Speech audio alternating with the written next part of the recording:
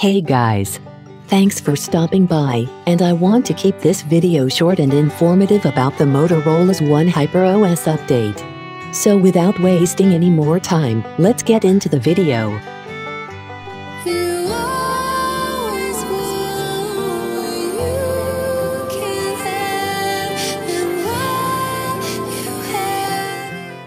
For those searching for a handset in the entry to mid-range ranges, Motorola's smartphones are among the best options.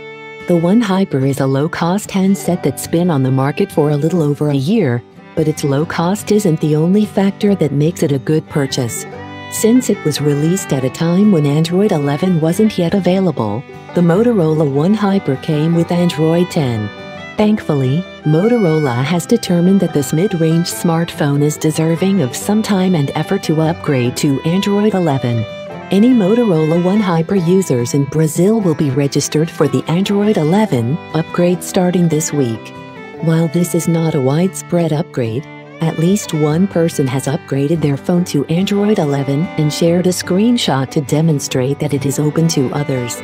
Unfortunately, we just know that the March security fix is included in the upgrade. Aside from that, we expect the typical Android 11 improvements that most phones get, but Motorola may throw in a few of its own. Since Motorola typically checks major Android updates in Brazil, it can take a few weeks for One Hyper users in the United States to download the Android 11 update. When Motorola's One Hyper Android 11 update is able to be rolled out to other nations, we'll let you know. That's all the details I have got for you today.